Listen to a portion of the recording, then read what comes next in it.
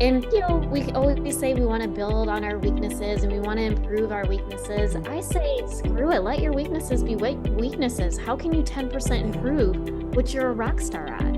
I'm Julie B., and you're playing the game of leadership. Hey there, I'm Julie B., and this is the game of leadership. On this show, I interview athletes who have become entrepreneurs and business leaders about how their experience as an athlete has elevated their leadership in their businesses and in their careers. Today's episode is really special because I get to interview Amy Hager, the organic marketing mentor at Joyful Business Revolution and former NASCAR series driver. So I know we're going to have a really great conversation today about leadership and business, and probably just a little bit about how her experience growing up as a race car driver and go-kart driver and all of that has helped her in her business journey. So Amy, welcome to the show. So happy to have you here. Thanks for your time today. Yeah, thanks for having me on. I'm excited.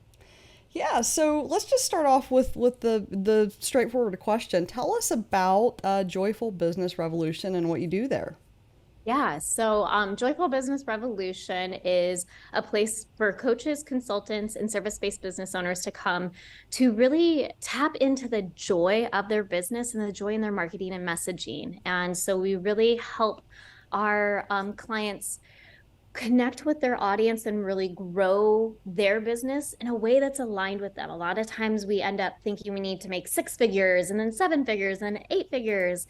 And we really find out some people don't actually need those 8-figure businesses. So growing a business in a way that's aligned for you is really, really key. And then, really helping you tap into, and I know we'll dive into this a little bit more, but tap into your unique content personality type. So that way you're creating your marketing and your messaging and even some of your offers in the most aligned way possible. So that way you're not burning yourself out in business. Yeah. So what's your favorite part about doing the work you do these days? What's your absolute, just when you think about what lights you up in the morning, what's your favorite part about the work you do? I would say there's 2 parts. One, doing messaging with people is really fun. It is my gift. It is my jam. I get vomited on every day. And when I say that, I mean word vomited on every day. Like really just dump your brain out on me. Yeah. We'll figure out what you're really trying to say. But I think the other part, Julie, that I really love about what I do is the community building aspect. And I learned how to community build way back in the day when I was a race car driver. And so to be able to still use a skill set that I think I mastered at a really young age throughout my entire career into adulthood has been really, really unique to be able to continue to utilize that strength of community building. Yeah, so talk about that a little bit because, I imagine, I think somewhere you had said you started when you were 9. So you were, and from what I understand about when people are in the go-kart racing career when they're kids, I mean, you got to do fundraising basically, and that starts with community building. So talk a little bit about how those skills what skills you learned as a teenager really, and then how that has transitioned you into the career you're in today. Yeah. And, it's not like I planned this. I thought I was going to be a NASCAR driver throughout my entire life, maybe Yeah. even go be a NASCAR broadcaster because racing led me into a radio career and then that all led to this. But I think the cool thing about building community at such a young age, I knew I needed to have an aligned audience that would follow me no matter what happened, whether I had a good race, a bad race, I won, I wrecked. It didn't matter. I knew I needed a following. And so I worked really, really hard to connect with my fans. And I always made sure I was signing autographs. I carried Sharpies with me everywhere, whether I was going to the grocery store or whatever it may be. Being a female racer, there's not a lot. And so a lot of people knew me. And giving people the time to connect with me and know that I'm a human, I'm a real person, was really, really key into building that following. So once I knew I had a solid following, I could then go to my sponsors and go to the Hardee's restaurant in town and go to him and say, hey, I would love if you could give me a few $100s for tires or gas. Also, you have ice cream. Do you have free ice cream coupons that I can hand out to my fans? And so working on, again, how can I bridge that gap between my audience and my sponsor so that it's a win-win for both of us? And so by utilizing that community building skill set throughout my entire career and now really helping entrepreneurs, coaches, and consultants do this for their own Yeah. businesses is really, really cool because there's not a single way of growing an aligned community. There are some people where going out and being face to face with people just scares the crap out of them. Mm-hmm. There's other people who are amazing writers and therefore can write the most beautiful story and have readers who are their followers. And so by everybody having their own unique way of community building, it also makes it really hard because you can't just like say, here's how you do it, the Yeah. 12 steps to community building. So it's fun to figure out what is right for you as the business owner. But I think it's also, going back to the days of telling the Hardee's guy I was going to use that cash for Yeah. tires and gas Yeah. and really selling him on it is that experience that I provide the fans and Mm-hmm. that relationship that I provide the fans that really then will trickle down to you. And I always made sure that, I was doing the best that I could do to be seen in the best light because I didn't want people to look at me and then look at like my sponsors and be like, oh, well, Amy kind of sucks. She's a jerk. Mm-hmm. And therefore, we're not going to go to Hardee's because they support her. So also making sure that you are building a community in the most aligned way to your true value. Mm-hmm. And for me, it really was just being the friendly hometown kid. Yeah. It sounds like authentic connection. That's kind of how I would summarize all of that is how important it is to authentically connect with your audience. So you learned that as a kid, and now I'm sure you bring that into your career now to help your clients do the same. What do you think is your what's one of the biggest wins that you've had in your role recently with a client that you can share with us today? So I would say a win that we have frequently with our clients is usually by working through messaging, we actually get clear on what they want to be doing in their business. A lot Mm-hmm. of times people will be coming to us and they have an offer. Usually they have referrals. So we know their offer is working well because people are referring friends and Mm-hmm. family to work with them. And I think that's the first step in a business. If you have an offer that's getting you referrals, you're doing something well, that's when you should tap into your marketing messaging Yeah. and really dive deeper into what you're doing. And by going through and working through your messaging, figuring out who is ideal to be working with you, why, what are the results, and what are the transformations that you're creating in that work, a lot of times we do get clearer on the actual offering. And so I've been working with a holistic health coach who is on a mission to bring functional medicine to the masses Mm. because she feels like there's a gap missing in our healthcare system. Yeah. And if you're just going to a primary care provider, they care for you, but because of the system, it's not working. And so when we've been working on her offer, she's been dealing with people one on one, but it's hard to bring functional medicine to the masses if you're doing it one on one. Mm-hmm. So we really figured out a way for her to actually go into corporations and work with the employees at different corporations to bring more of that functional medicine aspect Yeah. into their daily lives. So it becomes habit almost Mm-hmm. instead of oh, I need to go to a provider. I need to go take action to do the thing. And so by uncovering that her true mission was to reach more people, we had to figure out how to pivot her Yeah. offer so that she could actually do that. And Got it. again, it may not have been the same way for Yeah. someone else. They just started a group health club program or Mm-hmm. something along those lines. So Yeah. it is really, really based on your personality type and what best works out for you. Hey, this is Julie B, and thanks for watching the Game of Leadership. I'm here today with Amy Hager, and we were just talking about alignment. I think is also a key. Alignment, authenticity, just and making those connections. All of those themes are coming out there, Amy. And I need to talk with you offline about my own offers and things. So we can do that when we wrap up here. But I'm just curious. You've been in business for a while, and have you, kind of on the flip side of wins, have you had any, mistakes or failures that you've made that some of the lessons you've learned through business. If you could share anything like that with the audience, that'd be great.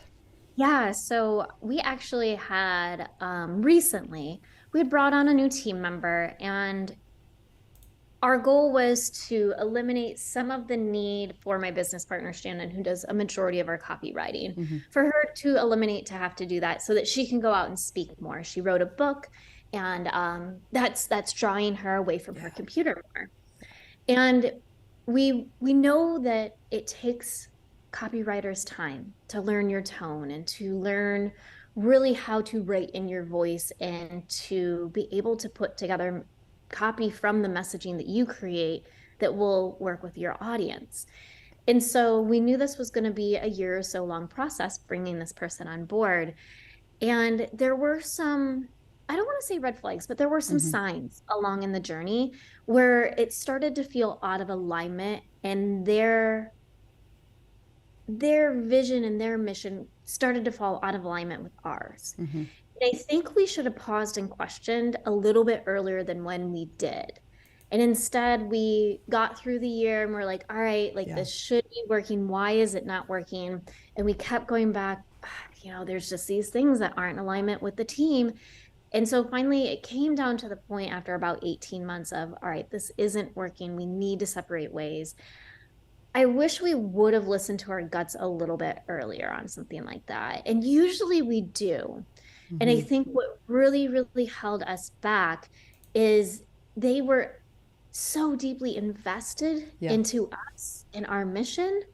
But again, there were just a few things that they said on the regular that even though they said they were invested, Mm-hmm. you could tell that it wasn't in alignment for Yeah. them.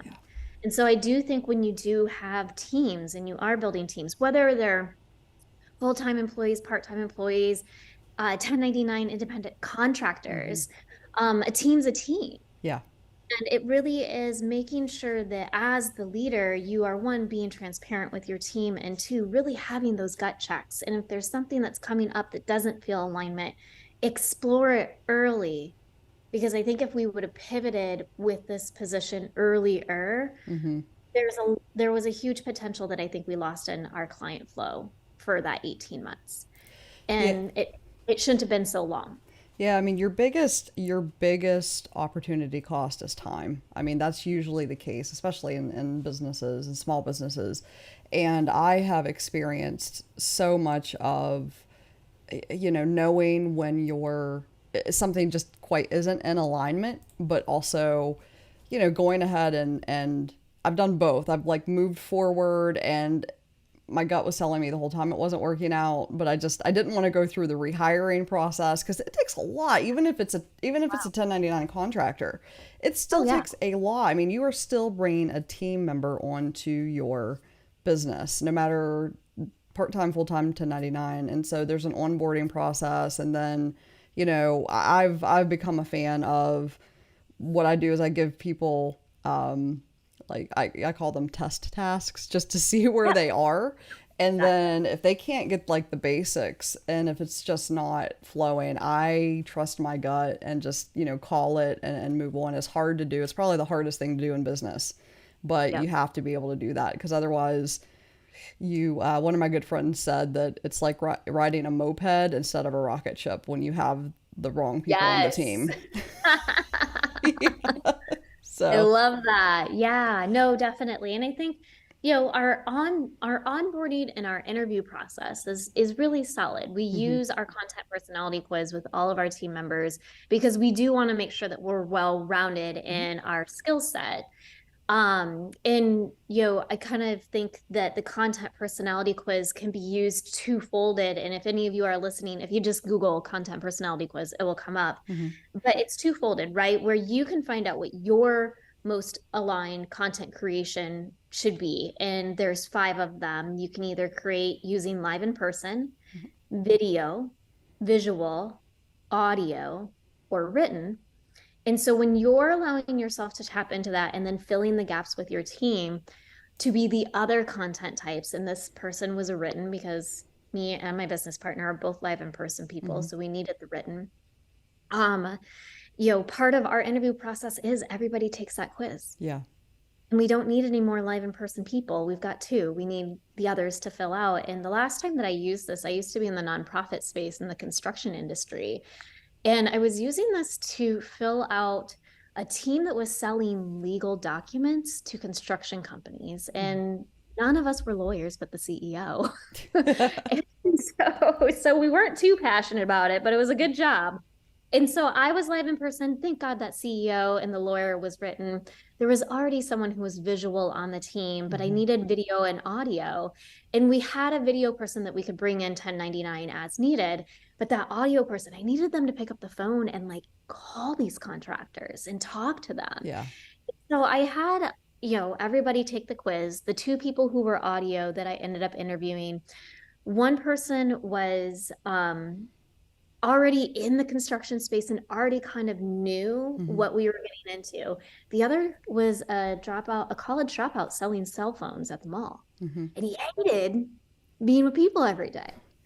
And so it was interesting because their phone interviews were so great. I brought them both in person to do the interview just with me, and they both were horrible and Goodness. bombed it.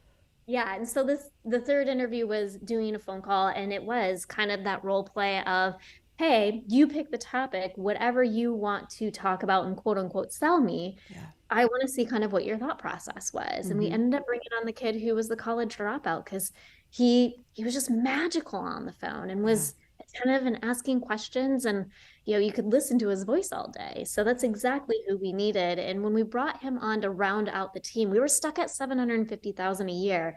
We got up to 1.2 million in about 18 months. Mm. Again, with only one lawyer selling standardized construction That's contracts. crazy. You know, Yeah, so it's kind of it's crazy. it's interesting. What this brings up for me is we've all heard, right people, right seat, right bus. But what they don't say is there is only one driver's seat on the bus. There is only, there are only two first seats on that bus. If you think about a school bus, there is only, two seats all the way in the back. And you almost have to, you've got to put the right people in the right seats, but you also don't want too many people in the Right. one seat. You don't want people sitting on top of each other because it's just a hot mess. You've got too many people who are good at one thing and none of the other seats are filled. And so it's so important, I think, to have assessments like that because it just helps you prevent, hiring mistakes. It also helps you put existing people in better seats, possibly if if Right. you're going through that for the first time. So it's so important to keep that top of mind when you're running a business for sure. Well, and to add on to that story, the CEO that was written was really upset that I was like, dude, you can't go to conferences anymore and speak. Like, it's not your It's not your content jam. personality. I need you to write articles and get in more magazines and more industry papers and, case studies and white papers and stuff. Yeah. And, he fought me on it for a Mm-hmm. little while. Mm-hmm. And he was like, you can't go on stage and talk about this stuff. And I was like, yes, I can. Like, Yeah. if I can't answer a question, I'm not going to make up the answer, but I have an answer for every question. Mm-hmm. And so he let me, we did it. It took a while and we did it. And when we finally did that, I think that was that final bump Yeah. to really get us to that 1.2 million Mm-hmm. was because he finally fell into alignment. Mm-hmm. And, we always say we want to build on our weaknesses and we want to improve our weaknesses. Mm-hmm. I say, screw it. Let your weaknesses be weaknesses. How can you 10% Yeah. improve what you're a rock star at?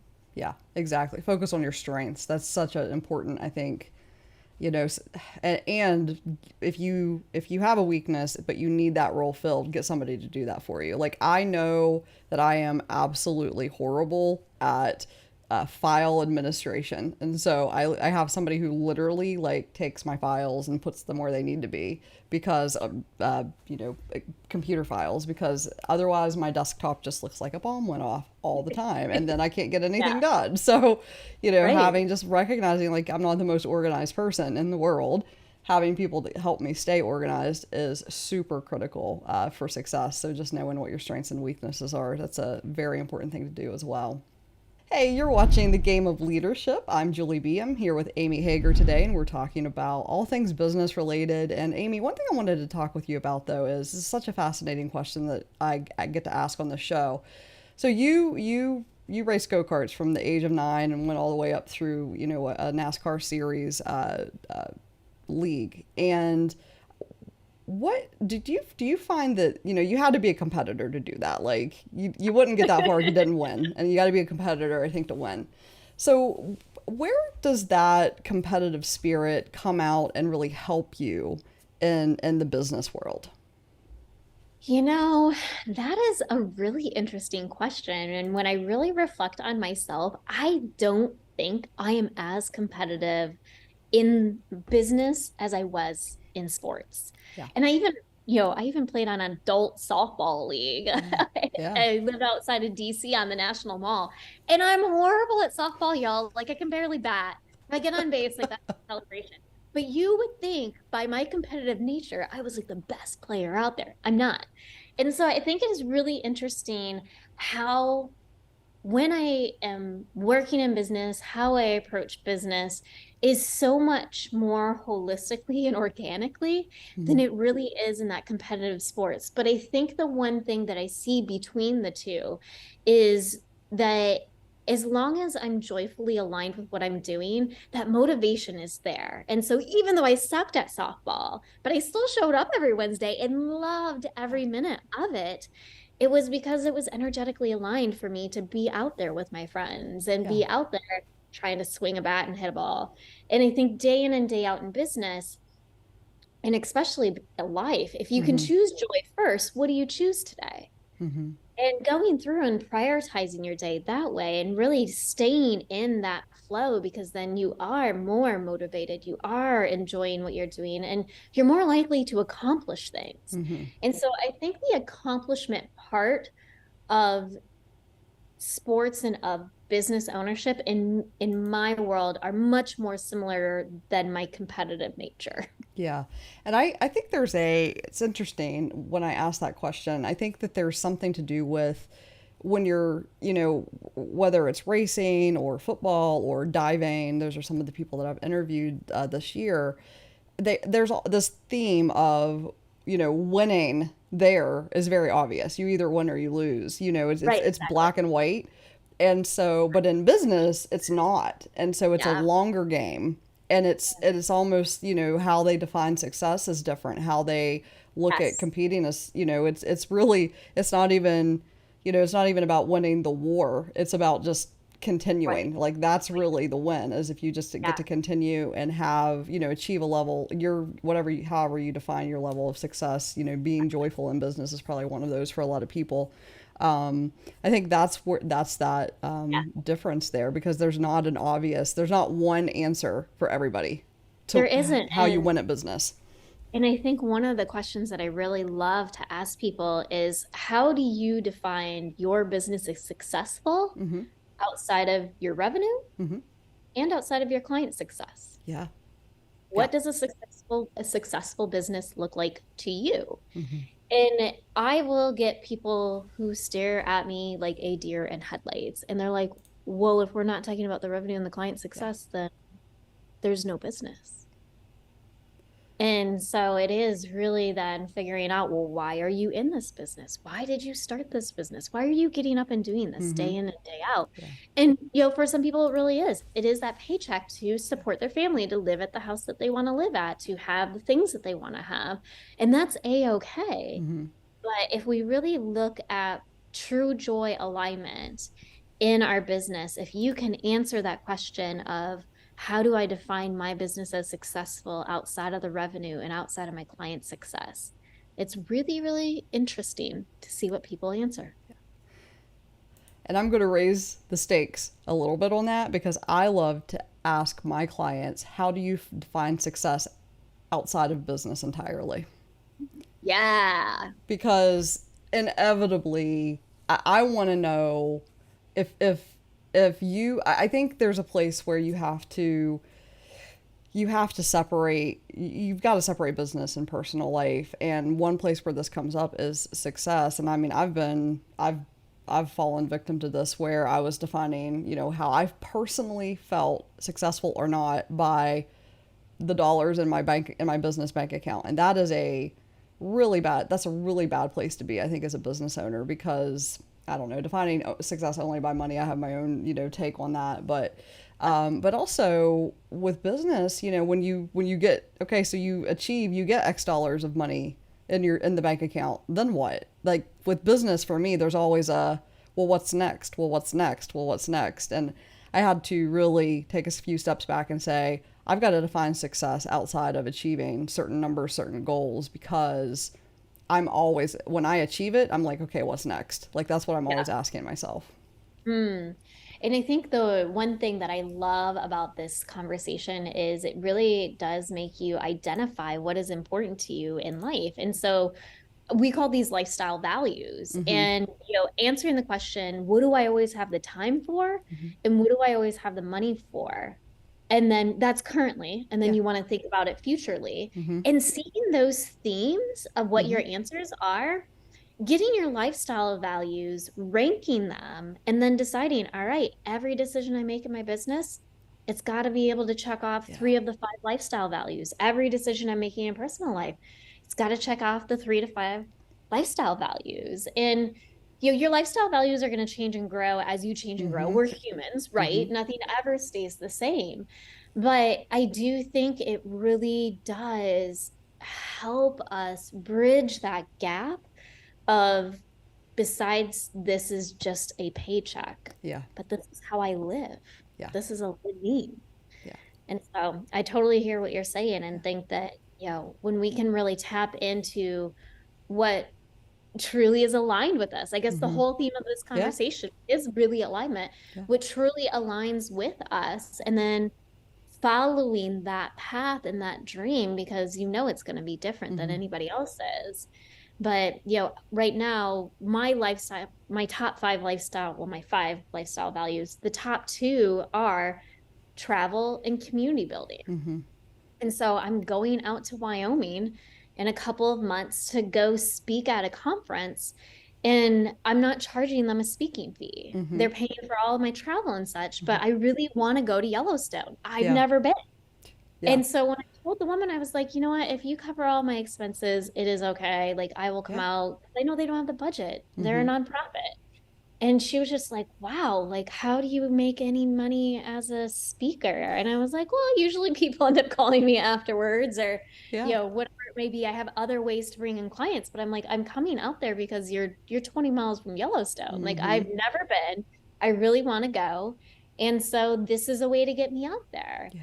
And she goes, wow, I never, ever in a million years would have thought someone would take no pay to speak at a conference because they just want to come to the area that we're having the conference at. And I was like, hmm. Yeah. One was questioning how new she was to the Like, industry. yeah.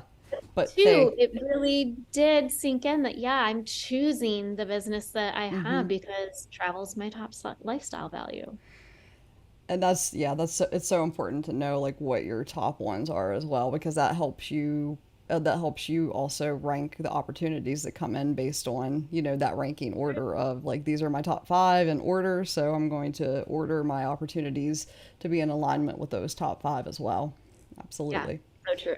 So, Amy, listen, this has been such a great conversation. We could have another conversation about a lot of other things, I'm sure. But as we're coming to the end of this interview today, I wanted to ask you, what do you think is the top skill or trait that you learned as a racer that has helped you the most in your business career?